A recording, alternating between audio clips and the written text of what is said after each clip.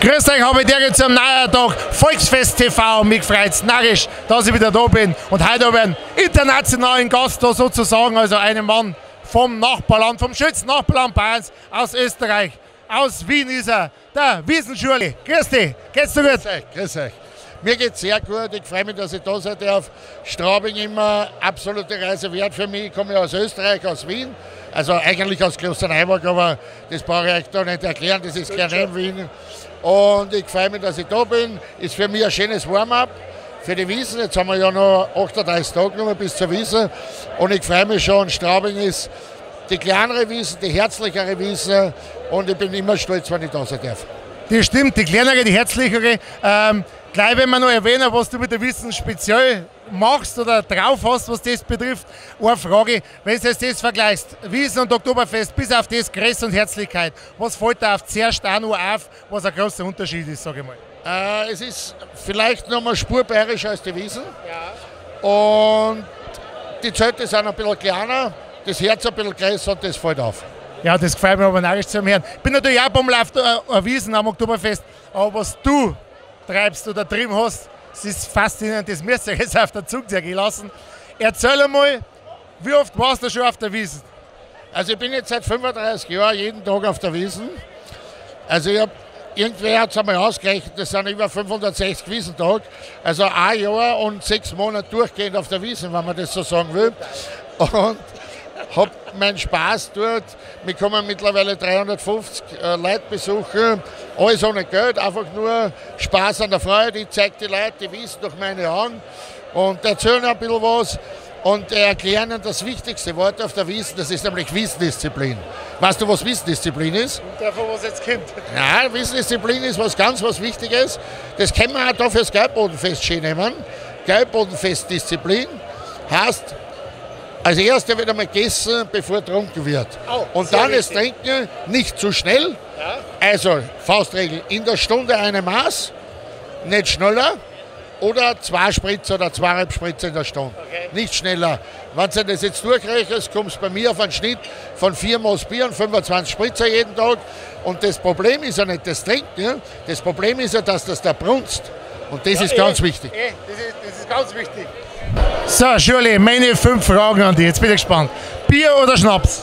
Bier. Schon, Naja, absoluter Schnapsfeind. Also auf der Wiesn Schnapsverbot. Okay. Wenn einer Schnaps trinkt oder Schnaps bestellt, in meinem Beisein, wird er von diesem Tag ausgeschlossen.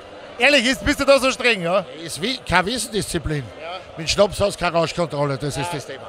Gebe ich dir recht, ne? Das ist die Frage, ja, gell?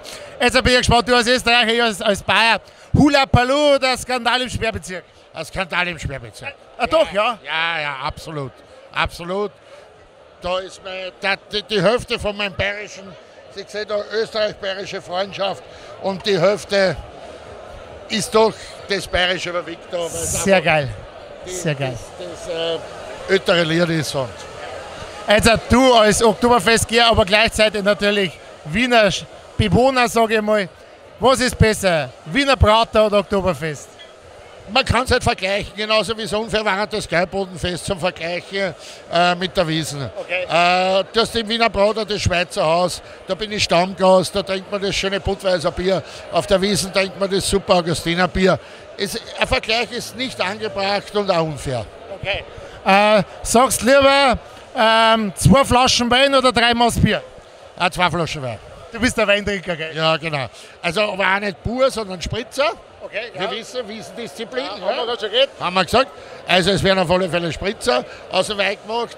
Und das Bier hat bei mir ein bisschen so, ich werde ein bisschen miert.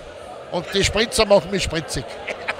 Habe ich noch nicht so ausprobiert, muss ich sagen. Ich werde bei euch zwei miert und spritzig. Also, okay. Und die letzte Frage, Schors oder Kopperl? Kopperl ist ein Rülpser wahrscheinlich. Ja, genau. Ja, also Rülpser. Ja. Wie heißt das bei? Rülpser. Schon ein Rülpser. Ja, okay. Schaas oder Rülpser. Schaas oder Rülpser. Wir wollen schauen, dass wir nicht beides gleichzeitig machen. Da kommt davon, was er vorher gegessen hat. So ist. Beim Radio und am Butterbrot, glaube ich, ist ein Schaas oder ein Rülpser. Ist beides scheiße. Ja, das ist scheiße. Schuli, du bist ja auch bei der Witzesendung sehr witzig auf Puls 4 in Österreich dabei. Eine brutal bekannte Sendung mittlerweile. Also ich kenne sie ja mittlerweile auch aus Deutschland. Schauen wir mir die Sendung von euch an. So weit haben wir schon. Gell? Und das ist wirklich ein Wahnsinn. Seit 3 Jahren bist du dabei. Du bist ja der Kölner, der Schank-Kölner, sage ich mal. Also bei uns sagen es Wirt, aber... Der Wirt, ja, passt alles gut. Und du musst ja immer einen Witz erzählen in der Sendung. Und jetzt zum Abschluss, da ich sagen, hau mal so einen richtig krachenden Witz aus, dass uns Bayern vom Österreich mal richtig die Schuhe auszieht. Sehr gern.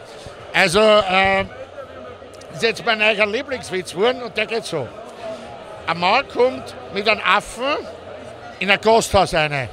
Der Aff springt auf die Pudel rauf, heißt das bei euch Pudel, Tresen? Ja, Theken, ja, weißt du. Theke, springt auf die Theke rauf und ist dort eine Billardkugel. Nicht? Der Aff nimmt die Billardkugel so in die Hand, spielt sie damit, auf einmal frisst er auf die Billardkugel.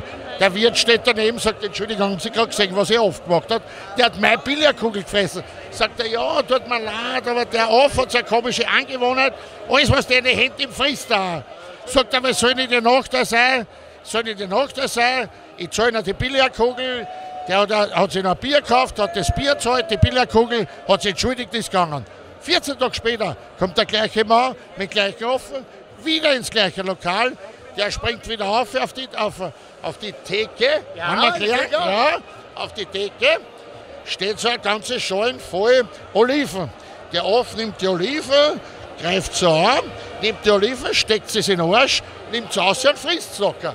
Sagt der Wirt, Entschuldigung, haben Sie gerade gesehen, was er aufgemacht hat? Der hat die Oliven genommen, hat sie in den Arsch gesteckt und hat es nachher gefressen. Sagt er, ja, tut mir leid, Sie wissen alles, was der Aff in die Hand nimmt, frisst er auch. Aber seit der Geschichte mit der Billardkugel tut er vorher Maus nehmen.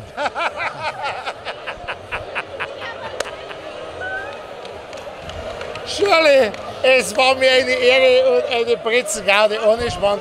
Ich wünsche dir noch ganz viel Spaß am Gaibumfest und vielleicht sehen wir sie auf der Wiesn, das darf mich narrisch Mit gefallen. den Zackfreien und alle sehen, nur ein schönes Gaibumfest und schaut euch die Geschichte an. Jeden Tag eine neue Geschichte mit dem Bobby. Alles Gute, euer Schuli. Schuli, habe ich dir. Und wir sehen Sie bald wieder, wenn es heißt Volksfest TV. Macht's es gut, habe ich dir.